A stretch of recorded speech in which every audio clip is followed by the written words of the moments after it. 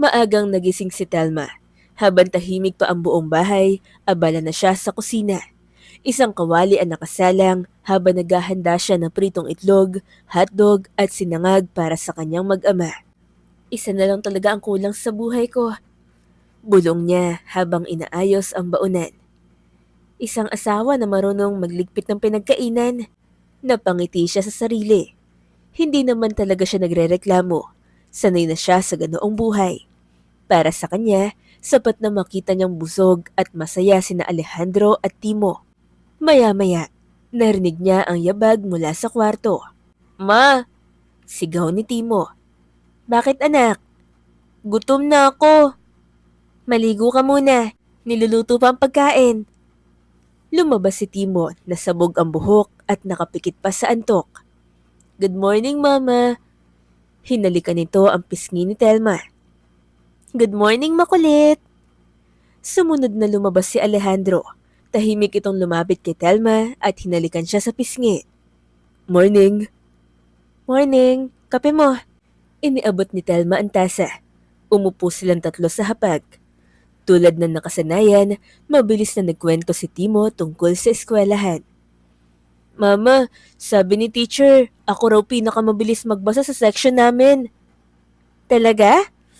Masayang napatingin si Telma. Kaya pala ang yabang mo. Hindi ako mayabang. Napatawa si Telma. Ngunit napansin niyang tahimik si Alejandro. Bakit? May iniisip ka? Napatingin ito sa kanya. Wala. Sigurado? Oo. Maikli ang sagot. Hindi na nagtanong si Telma. Ayaw niyang sirain ang umaga nila. Pagkatapos kumain, inihanda niya ang baonan ni Timo at ni Alejandro. Bago umalis ang mag-ama, inayos pa niya ang kwelyo ng kanyang anak. Mag-aral kang mabuti. Opo. Lumapit naman si Alejandro. Mag-iingat kayo. Tumangulang ito. Sige. Pinanood ni Telma ang mag-ama hanggang sa mawala sila sa kanyang paningin. Pagkatapos, naglinis siya at naghanda para sa kanyang maliit na negosyo. Tusok-tusok ang kanyang tinda sa may kanto. Hindi man kalakihan, malaki na ang naitutulong nito sa kanilang pamilya. Sa mga nakaraang buwan, mas dumami ang kanyang mga suki kaya unti-unti ring lumalaki ang kita niya. Habang inaayos niya ang mga paninda, napansin niya ang isang lumang litrato sa ibabaw ng maliit na kabinet. Litrato nila ni Alejandro. Napangiti siya. Bata pa sila noon. Parehong payat, parehong nakangiti, at parehong walang alam sa bigat ng buhay. Ang tanda na natin. Mahina niyang sabi. Hinawakan niya ang litrato at biglang bumalik sa kanyang alaala ang nakaraan. Ilang taon na nakalipas. High school pa lamang si Telma nang unang ipakilala ni Helen. Matalik niyang kaibigan ang lalaking nagngangalang Alejandro. Telma, siya si Alejandro. Nakangiting sabi ni Helen. Kaibigan ko. Hi. Mahiyain niyang bate. Hi. Nagkatinginan sila at parang may kakaibang kaba sa dibdib ni Telma. Hindi niya alam noon. Pero ang simpleng pagpapakilalang yon ang magiging simula ng pinakamalaking pag-ibig ng kanyang buhay.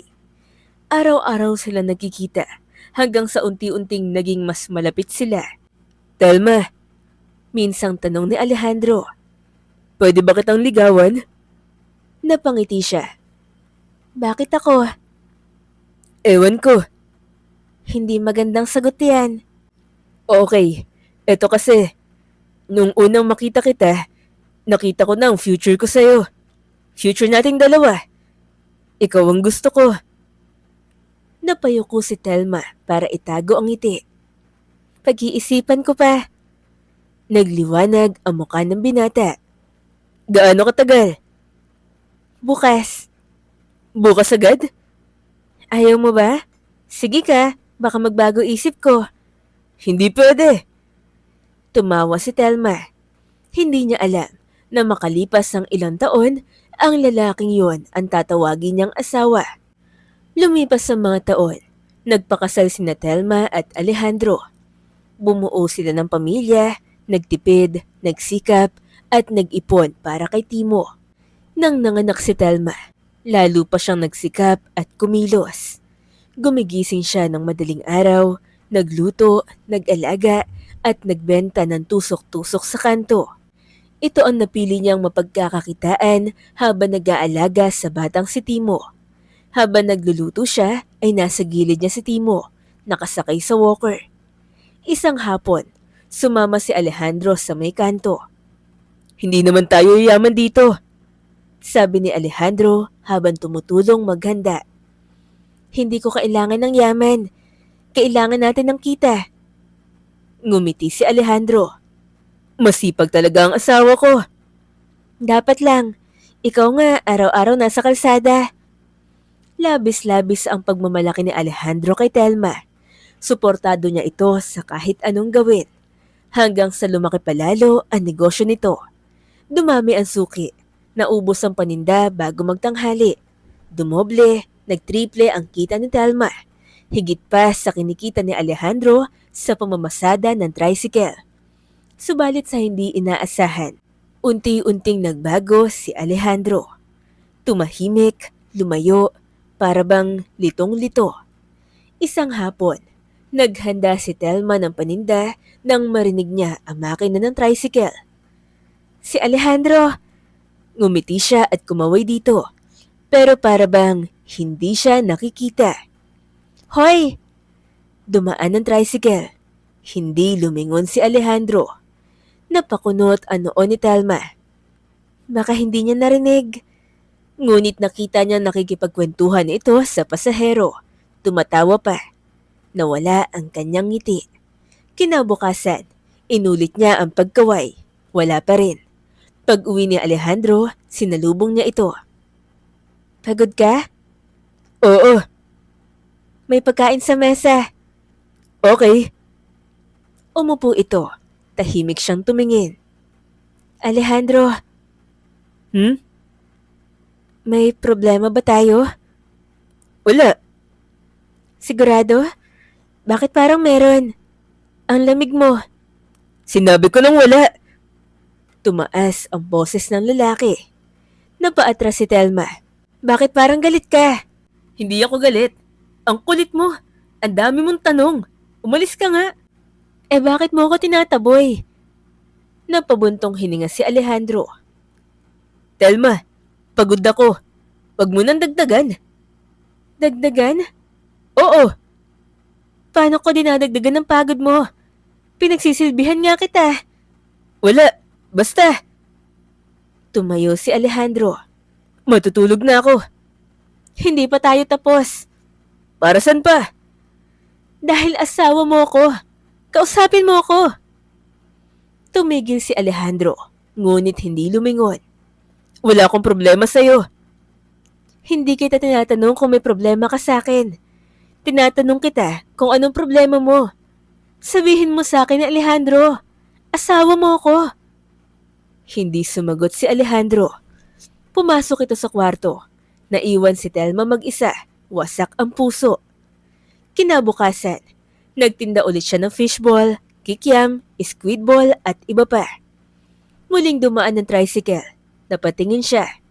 Nakita niya si Alejandro na masayang nakikipagkwentuhan sa isang babaeng pasahero. Tumatawa ito. Nanigas si Telma. Bakit sa ibang tao, kaya mong ngumiti? Tanong niya sa sarili. Hindi siya humingi ng lambing. Isang tingin lang, isang ngiti. Isang simpleng, ingat ka.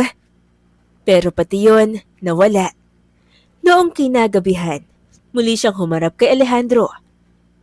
May nagawa ba akong mali? Wala nga. Ang kulit mo. Kung wala, bakit mo ko iniiwasan? Tahimik ito. May problema ka ba? Wala. May iba ka bang babae? Biglang napatingin si Alejandro. Anong klaseng tanong yan? Tanong ng asawang nakakaramdam na may tinatago ang asawa niya. Wala akong babae. Mabilis. Masyadong mabilis. Parang defensive ang tono. Isip-isip ni Telma. Tinitigan niya ang mister. At doon, Nagsimula ang kanyang hinala. May itinatago si Alejandro. Maagang nagbukas si Telma ng tindahan. Naghanda siya ng paninda, nagsalang ng mantika at naghintay ng mga suki. Ngunit ilang araw nang bumibigat ang kanyang pakiramdam. Lumalayo si Alejandro, umiiwas sa usapan at hindi na siya pinapansin. Bandang tanghali, umalingaw na naman ang makina ng tricycle. Napatingin si Telma, si Alejandro nga. Kumaway siya, ngunit gaya ng paulit-ulit nangyayari, dumaan lamang ito ng walang imik. Muling nakangiti ito sa pasahero. Naghintay si Telma sa pagbabalik ng mister. Lumipas ang kalahating oras, 1 oras, 2 at 3 oras. Hindi bumalik ang tricycle. Pinagkatiwala niya muna ang tindahan sa assistant. Sumakay sa jeep upang sumunod sa direksyon ng asawa. Maya-maya, nakita niya ang tricycle sa harap ng isang motel.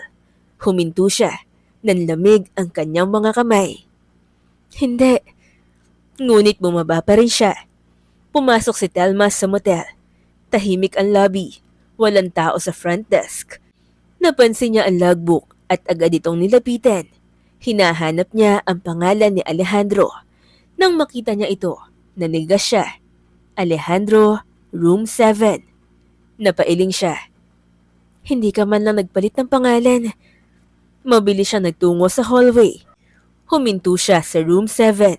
Kumatok, walang sumagot. Kumislap ang kanyang mga mata.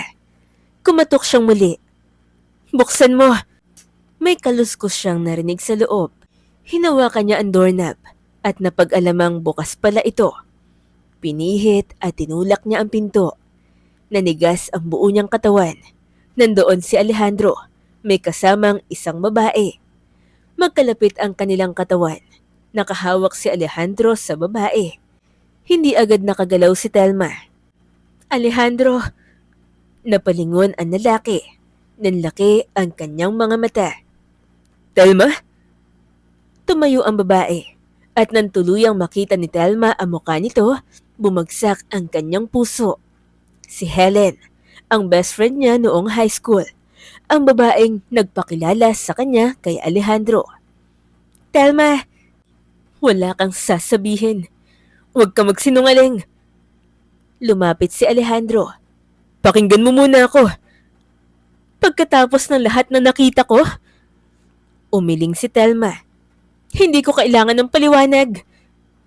Lumapit si Helen. Hindi ko ginustong, pero ginawa mo. Mabilis na nilapitan ni Telma si Helen at hinila ang buhok nito. Telma! Hinawakan siya ni Alejandro at pilit na inawat. Bitawan mo siya! Napabitaw si Telma. Tiningnan niya ang mister. Wow! Sa kanya ka pa talaga kakampi? Siya pang pinoprotektahan mo? Napatahimik lang si Alejandro. Humahakbang si Telma palapit. Kaibigan ko siya. Walang sagot. Siya ang nagpakilala sa atin. Siya ang nakasaksi sa simula ng relasyon natin. Napailing siya habang pumapatak ang luha.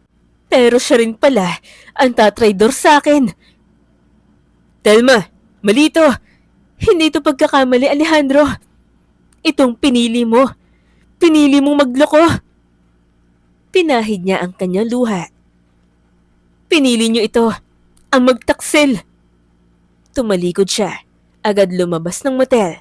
Sumunod si Alejandro. Habang naglalakad palabas ng motel, hindi na lumingon si Telma. Sa araw na yon, tuluyan niyang nakita ang katotohanang ilang araw niyang pilit tinatakasan. Hindi lamang siya niloko ng kanyang asawa. Pinagtaksilan din siya ng taong pinaniwalaan niyang kaibigan. Tahimik ang buong bahay ng gabing yon. Nasa sala sina Telma, Alejandro at Helen. Walang gustong maunang magsalita.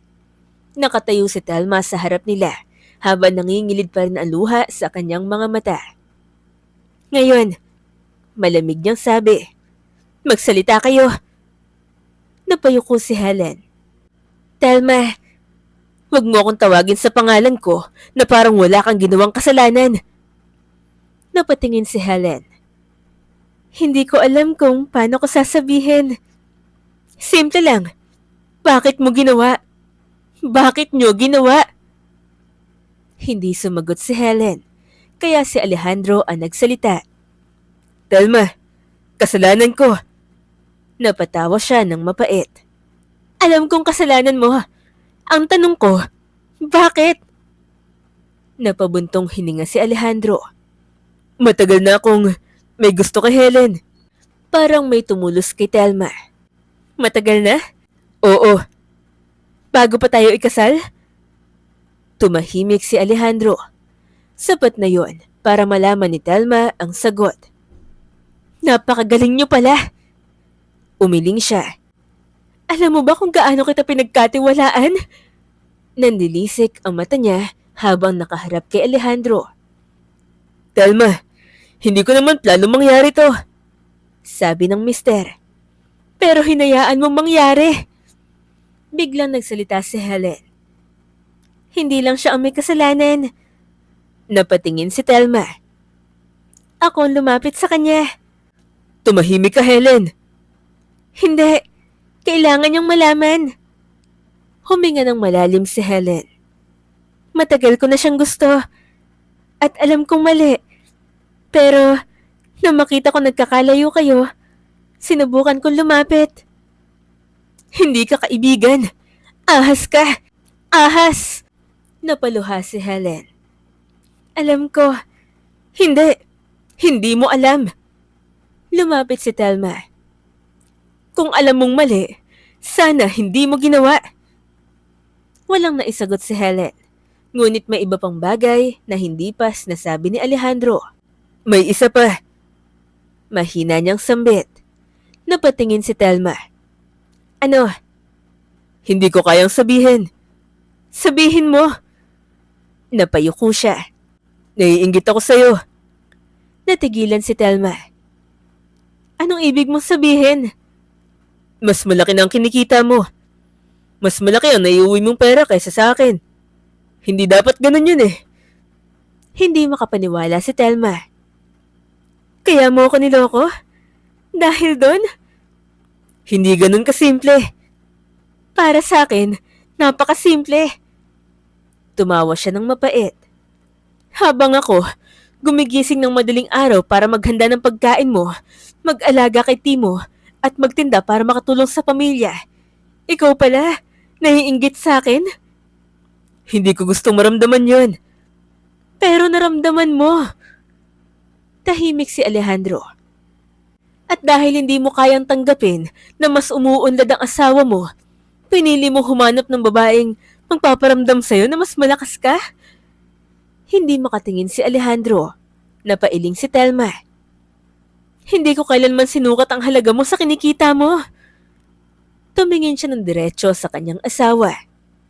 Pero ikaw, sinukat mo ang sarili mo laban sa akin. Tumulo ang luha ni Alejandro. Telma, patawarin mo ako. Hindi ngayon. Huminga ng malalim si Telma. Umalis kayo sa harap ko. Telma, sumama ka kay Helen kung yun ang gusto mo. Napatingin si Alejandro kay Helen. At sa gabing yon, tuluyang pinili ni Alejandro si Helen. Tahimik na napaluha na lang si Telma. Lumipas sa mga araw matapos lumayas ni Alejandro sa bahay nila. Sa una, mahirap para kay Telma. Tahimik ang bahay kapag wala si Alejandro. May mga gabing napapatingin siya sa bakanting upuan nito sa hapagkainan. Ngunit sa tuwing nakikita niya si Timo, pinipilit niyang maging matatag. Hindi niya hahayaang makita ng anak ang kanyang pagkawasak. Samantala, nagsimula ang bagong buhay ni Alejandro at Helen. Sa unang mga linggo, mukha silang masaya. Sa wakas, tayo na talaga. Nakangiting sabi ni Helen habang hawak ang kamay ni Alejandro. Ngumiti rin ito. Wala na makakapagpigil sa atin. Madalas silang magkasama, kumakain sa labas, nagkikwentuhan at nagbibiroan. Para bang wala silang pakialam sa lahat ng iniwan nila. Ngunit hindi nagtagal ang kanilang matamis na araw. Isang gabi, umuwi si Alejandro na pagod. Wala pa bang pagkain? Tanong niya. Napatingin si Helen mula sa kanyang cellphone. Bakit ako maghahanda? Buong araw din ako nagtatrabaho. Dati hindi ka naman ganyan. Dati? Di bumalik ka kay Telma? Napatigil si Alejandro. Bakit mo siya sinasali? Dahil lagi mo siyang kinukumpara sa akin. Hindi ko siya kinukumpara. Hindi mo kailangan sabihin, Alejandro. Ramdam ko. Mula noon, mas madalas na silang mag-away. Bangayan mula umaga hanggang gabi. Maliit na problema, pinapalaki nila. Kapag umuwi si Alejandro ng gabi, pinagbibintangan agad siya ni Helen. May iba ka na naman, no? Sino yan? Nagtatrabaho ako, Helen. Hindi lahat ng oras kailangan kitang pagbigyan. Baka gayahin mo lang ang ginawa mo kay Telma. Baka gawin mo rin sa akin. Nagdilim ang mukha ni Alejandro. Huwag mong gamitin ang pangalan niya. Bakit? Nasasaktan ka? Tumigil ka! Bakit? Totoo naman. Napabuntong hininga si Alejandro. Doon niya unti-unting napagtanto na hindi pala ganun kadali ang buhay na pinili niya. Samantala, ibang direksyon naman ang tinahak ni Telma. Mas lalo niyang pinagbuti ang kanyang negosyo. Mula sa tusok-tusok cart, nagdagdag siya ng mga paninda. Dumami pa lalo ang kanyang suki dahil masarap daw siyang magtimpla ng sausawan.